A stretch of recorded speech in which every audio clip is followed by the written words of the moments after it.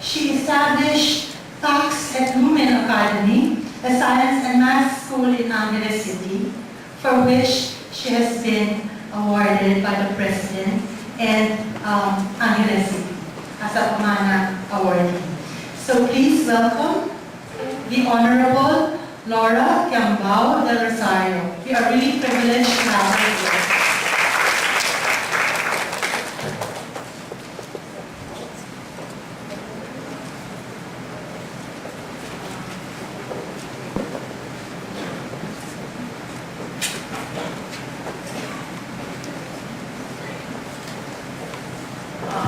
Good morning, everybody. I am actually coming in as educator primarily and then government functionary secondarily.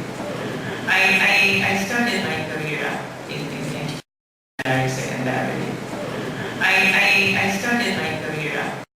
I was once a faculty member here in Ateneo, Manila, but in the field of international studies, specifically European studies. But my background is really English literature, meaning literature in English, literature of England, right? So this is Shakespeare, Marlowe, Johnson, everybody also who studied somewhere in your youth. And then somewhere in my college, or rather when I was taking my graduate school, somehow everything was Filipinate, so I had to change my thesis to English, to Filipino lit, not just Filipino literature in English, but Filipino lit in Filipino. So in other words, if you ask me now, I read and write very well in Tagalog, and I hope I can write and read very well in English. And because of my job as a career diplomat, I of course had to study French, Spanish, and German. Okay? Now, I understand where you're coming from, how you teach people the language. But maybe if you've gone through the same process yourself, you'll understand perhaps how to tackle people who have to learn a second, third, or a fourth language. Now, for me, really, teaching a language really involves four major skills: listening, speaking, reading, and writing. The easiest is reading, as you know that. Writing, up to now, people who finish college, when I read what they write, I still have to edit them, and sometimes, of course, some people tend to write run-on sentences. And what's even worse, they speak run-on. I mean, the doctor who was speaking actually, this was complicated because the sentences were not just scientific, medical, they were also run-on, meaning the thoughts go from one thing to another. I heard many people speak, but for me, the best speaker I heard was Hillary Clinton, because if you take her words, her sentences, they need minimal editing. Sometimes I think you can break them off as soon as she speaks them, meaning she has a very perfect construction of voice and syntax. Now, having said that, of course, I also want to say that language also has to be taught in 4 levels. Okay? In government, we draft speeches. And I always tell my officers, is that presidential, is that ministerial, is that official, is that colloquial, is that conversational? Because the speech written for the president should have a different range, different tone, different vocabulary. Same for the speech written by the Secretary of Foreign Affairs. It has to be a level above the rest, 2, 3, 4 levels above the rest. It's different from the speech that's perhaps given by an undersecretary like me, and I can even go quite familiar with my words because I don't have to, I can even extemporize sometimes. Now, one of the things before I go into my main presentation, I'm going to give you the context of where I'm coming from. I'm also the Undersecretary for International Economic Relations, which also handles APEC. We will be hosting APEC next year, and of course, in a way, my context is also from the point of view of APEC, and I'm the senior official for APEC. Now, what are the mega trends in education in APEC? Look, I'm going to give you APEC because APEC is beyond ASEAN. ASEAN is just the 10 countries. APEC is beyond the 10. We go into Russia, Canada, Australia, New Zealand, United States, Japan, Chile, Mexico, Peru, Papua New Guinea. And then there are, and of course, China. There are 21 member economies. And therefore, when we talk about APEC, we mean the world that is around the Pacific Rim. If you look at the Pacific Ocean, all the countries that touch the Pacific are members of APEC. Of course, Colombia is missing and Panama, but hopefully in the future we'll be able to solve that the membership issue. Okay. Now, what is happening in APEC for us? Basically, we're looking at trends. We think that in the future, education, including the teaching of language, will have to somehow build into the skills formation of people. Okay? When I attend meetings, it's not, I have to tell you how complicated it is. Like if somebody said, I will have to inform the colleges about you. You have to figure out, does he mean colleges or does he mean colleagues? Okay? And of course, there's a particular country where they mix the plural. So they say lady and gentlemen, you know, instead of ladies and gentlemen. So the plural becomes singular, the singular becomes plural. And it can be very painful to the ears because your mind is functioning in one way, then all of a sudden it's as though you have to correct your mind all the time. It's as though you're doing a mental editing as you listen. That's why for me, sometimes I wince every time I listen. And also, when I listen to Americans, I don't like it when they say, I mean like. And Filipino, also they say, we're in, so we're in. I said, don't you know any other preposition? I said, we're in, it's a project, we're in, it's a function, we're in. You know, look at the people, even our newspapers, they have a lot of word in. I said, there's a which, there's a what, there's a, you know, why and wherefore, all this stuff. Okay, now you can see that I can be quite nasty in my comments because remember, I read a lot. So that means that I'm perfect as a writer, but I know what sounds well. And of course, if you look at the trends right now in education, we are really looking at innovation. So we hope that the English language will be able to be the medium of instruction that will allow people to go into innovation. Now, just to show you how innovation is that important, Korea, for instance, has had, I don't know when it merged its Ministry of Education with the Ministry of Science and Technology. Those of you who have been to Korea, it's called MES. It's Ministry of Education and Science and Technology. Yes, so all of their courses somehow have a science and technology background. Meaning their English language teaching has to have a science and technology basis. It's not just about culture and dancing and arts, which I hope they teach also in some of their subjects, otherwise they'll end up having citizens who think like robots, right? So definitely science and tech is there, and that explains why Samsung is going toe-to-toe with iPhone, with Apple. Now, and then of course these days, lawyers now do not just have to, in the Philippines they still go into political science or pre-law. In the US, 25 years ago when I was assigned there under the term of Bill Clinton, I was there during his presidency, the universities then were already offering law degrees jointly with engineering students, meaning they had to be engineer lawyers. So there were people who were software engineers who also had to study law. So that in the future, when they had to fight for copyright, intellectual property in software data processing, they knew the process.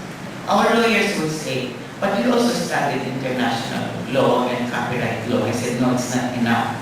How do we suppose, I said, could Samsung and Apple fight in court if the lawyers don't know the procedure of data processing? They had to be scientists and technologists as well. So that's how complicated education is. And that's why for the English teachers, you have a big responsibility to make sure that your students will somehow be able to move forward and higher.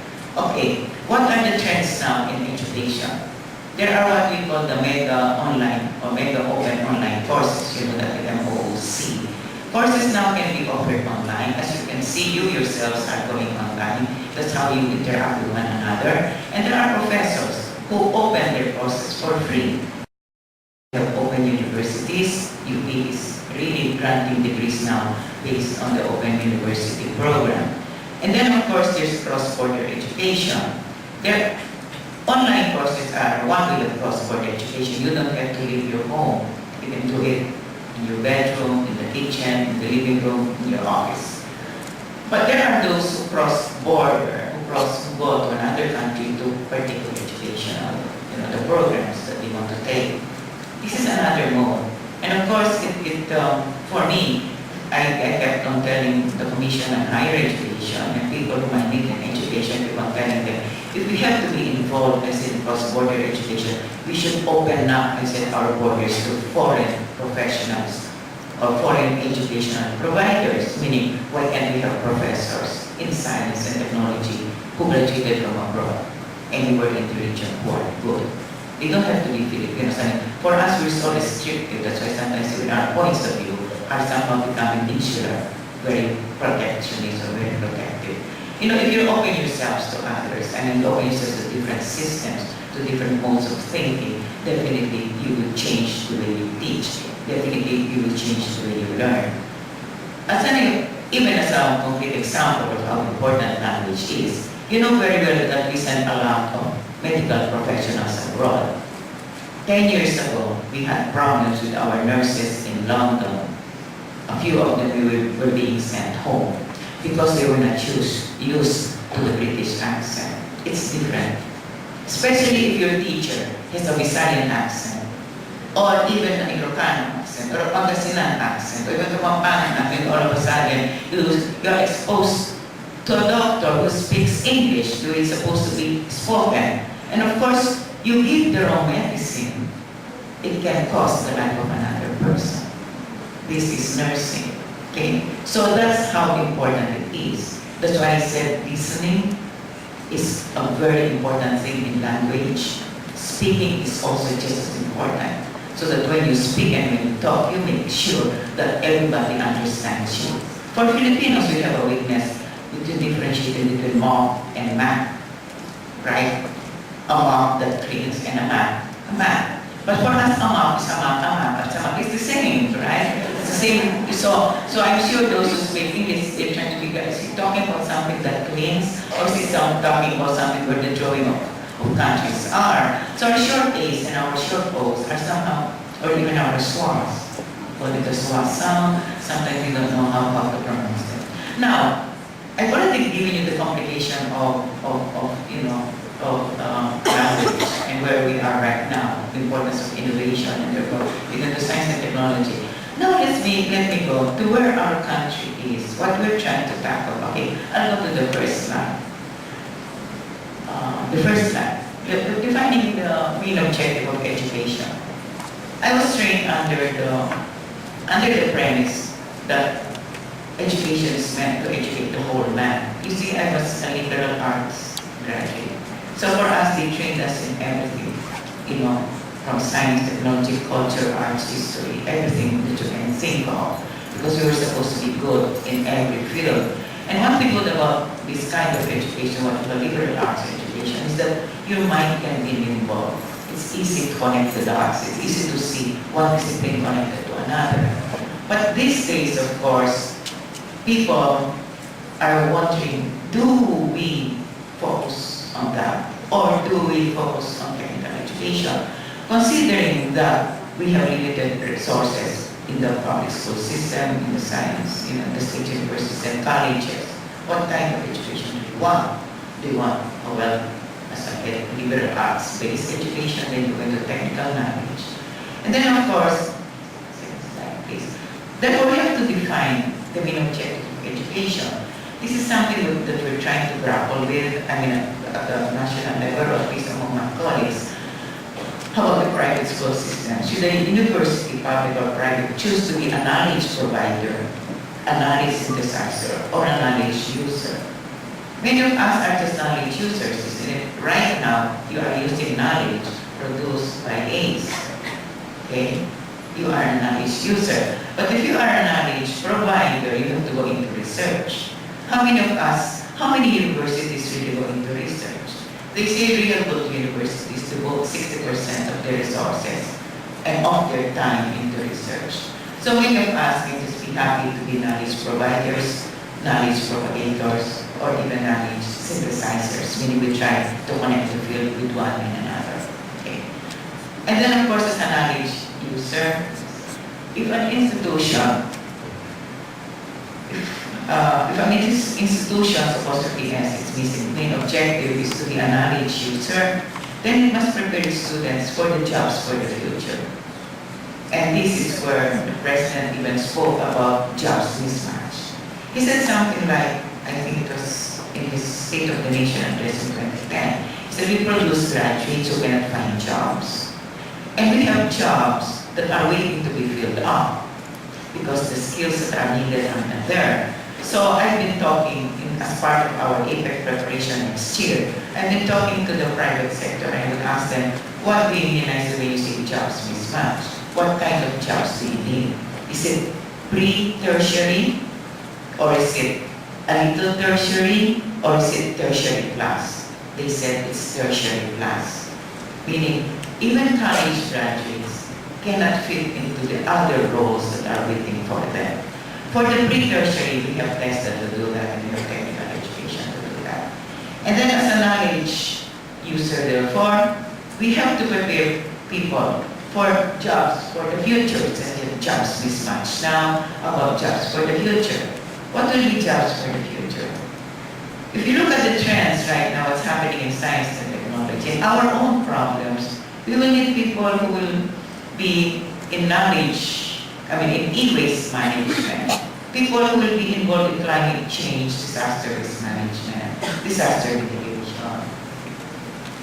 We also need people who are also well versed in nanotechnology, in internet-based businesses, in software development. I think this is where you have the fight of the phones, the mobile phones. Next year, if you've been reading the news, Apple will already launch its watch, the Apple Watch.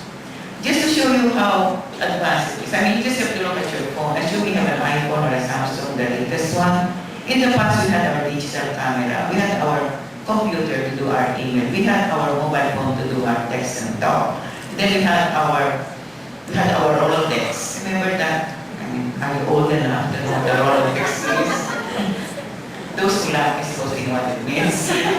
It's like these names on the rolls. Our contest then was, how big is your Rolodex? Meaning, how many people do you have on your file so that it will determine how many contacts you have. Okay? And then photographs, where do you find them, everything. These days, everything is on your mobile phone, isn't it? I have an early iPhone, well, I don't know what generation this is, but this was given to me by my office, government issued, so in a way, because they know I'm always on the move. People have to reach me anytime, anywhere, in any time zone. And because we are with the Department of Foreign Affairs, we are the department that never sleeps. Because we have 94 embassies all over the world, my phone and my email pings in the middle of the night at 3 o'clock. If I wake up, I reply to it. Because it could be an email from Africa, it could be an email from the Middle East. We are that. That's why my boss said, Secretary Rosario said, you will know, he said, the ladies of the Foreign Service, they have the biggest eye bags and they have the biggest bags. So that's how you see. So in my bag is almost like a bayong, right? Everything is there. My filing cabinet is, my food is there, my medicines are there, my makeup is there, everything. Change of clothes is also there in case if one cannot go home. Okay, so what I'm trying to say here is that the technology that we're using, I'm just trying to show you that we are the #1 users really of all these combined technologies and all of this combined knowledge because of the job that we do. So the jobs of the future will not be confined to one village. There will be teachers who will be moving across borders. There will be technicians who will be moving across borders. I have a very favorite story of a multimillionaire, a Filipino, who bought a car for 25 million pesos. One day, wouldn't run, it wouldn't start. Now, if you are that billionaire, what will you do? Do you go to Panami Avenue in Quezon City to get a mechanic to fix your car? Do you go to your dealer in the, somewhere and say, Brad, pare, pwede ba, ayusin mo ito? Can't can't be, right? It's 25 million. So you say, you go to the dealer, but there was no dealer. We don't know now if we know the brand of the car, whether there's a dealer here, and if there was, would there be a mechanic to deal with that? Okay? For instance, the biggest airlines in the world, the 380, the big ones, the mega airlines, they are being serviced at NIA 3 or NIA 4 because Lufthansa Technique put out a special facility just to maintain those. So they don't park at our airports, but they park at Lufthansa Technique. And we and Lufthansa, the German government and the French, they subsidize the training of 1,800 aeronautical mechanics and engineers from the Philippines just to be able to service those big planes. So now I'm talking about this car. This is where I said the jobs will be in the future. So he called up where he ordered it from. I don't know whether it was Hong Kong or Singapore or Germany. But somehow the dealer said, okay, they said, we will send a mechanic to you. Okay? They sent a German mechanic. Thank God, we have open borders for Germans. They can enter the Philippines without a visa and stay for 30 days. But can you imagine if you had to apply for a visa and wait for 2 weeks? That's how long it takes to get a Schengen visa. The car will be staying there for 2 weeks. That's why even our regulations, the reform that we have, the structural reform that we have to do, we have to deal with this. How fast can people move? How fast can goods move? How fast can knowledge move? So German technician or mechanic flew in the following day, tinkered on the car for 5 or 6 hours. At the end of the day, he said, Mr. Here's the key, you test drive your car, tell me you're happy with it. So we test drove, we're happy, and said, everything's okay. So the German packed up his bag and left. That's how fast sometimes service providers are needed or should be. Now, don't be surprised with this. I have other stories to tell, but I make my talk longer than expected. But you can see that the knowledge of the future. Now, English is important because English is, that's why I love English, because it's very rich in science and technological terms. Tagalog, although we are nationalistic, try translating software into the Tagalog. Try translating internet into the Tagalog. All of these concepts, there are already what we call, even the word interface, right? Even during my time, people always make a joke. During our time, a mouse is something different, right? So, I mean, there are many things, even interface, even there's something else, upload. They have terms like upload, download. These words didn't exist during our time. They really meant something else. Now, aside from the jobs for the future, we have to think of other things like production and processes related to the blue economy. Now, what is the blue economy? It relates to everything that deals with marine life. Now, the Philippines is an archipelago, and therefore more and more we should be moving into the blue economy. Meaning, how do you harness the resources of the sea, and how do you conserve them? How do you preserve them? How do you sustain them? It's not just exploiting. The medicines can come from certain plants and animals, or I call them animals, the creatures of the sea. And then production and processes related to greening the economy, meaning in the olden days when buildings were built, they did not think of global warming, they did not think of the CFCs, the emission. So these days, buildings have to be retrofitted engineering-wise so that we don't use too much energy, we don't use too much fossil fuels. So I think you have heard of Elon Musk, have you? The guy who owns SpaceX, who's trying to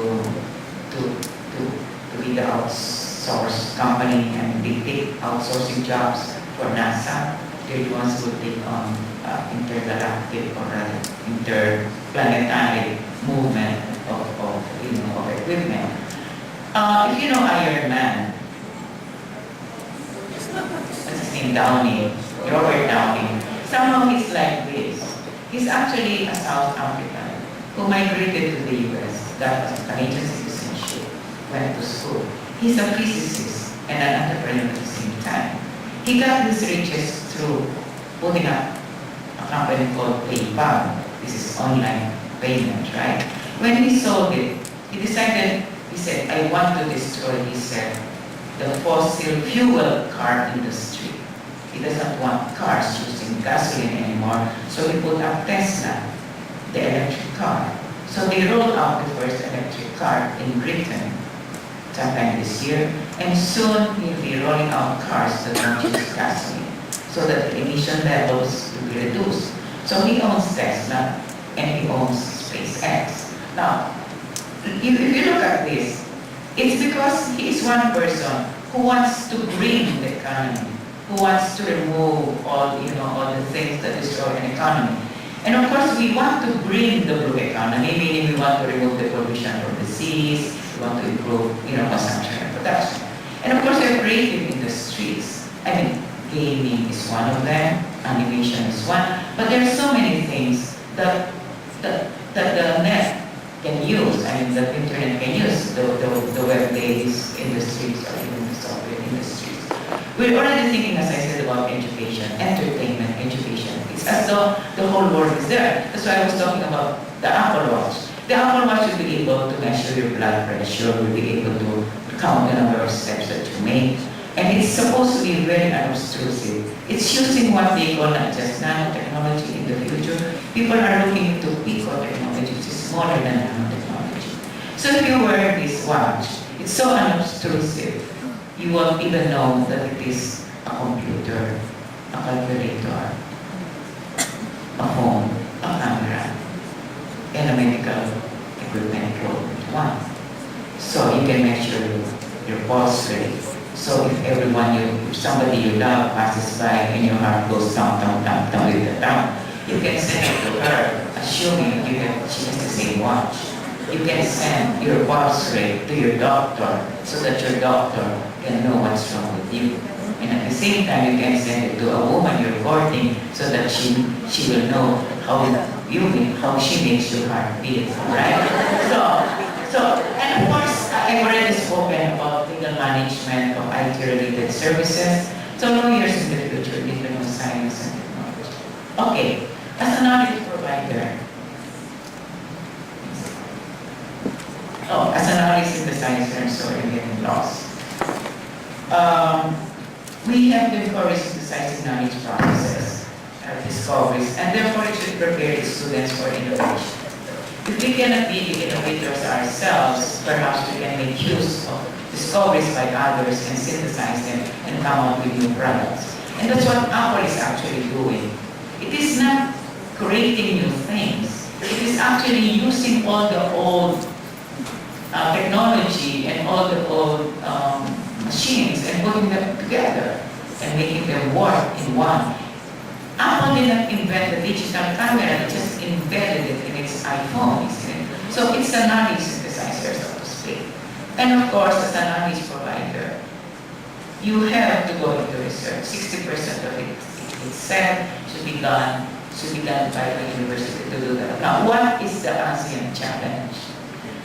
We have to decide. I suppose all of us will assume we will just be knowledge users, right? There's a mistake. There should be knowledge provider, knowledge synthesizer, knowledge user. Most of us maybe will just assume that we'll be knowledge users.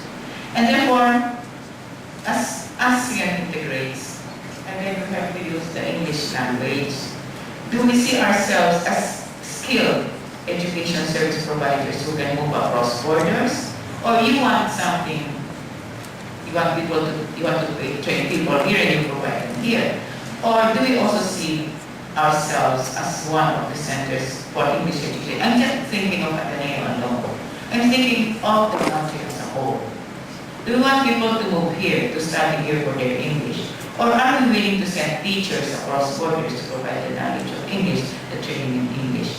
Okay, so at the same time, as knowledge users, what should we teach? What do we teach? How do we teach it? Okay, and then comes the issue of accreditation. Our universities right now are accredited voluntarily. if we have to skill them up and to rank them up, then accreditation should be mandatory. Each one should be mandated to say if you cannot be accredited, somehow you should close down. Okay? And at the same time, how do we align ourselves regionally and internationally? That alone is already a big challenge, isn't it? So for us, there are many things that we have to work on. We have to really work on many things, or being aligned regionally and even among ourselves.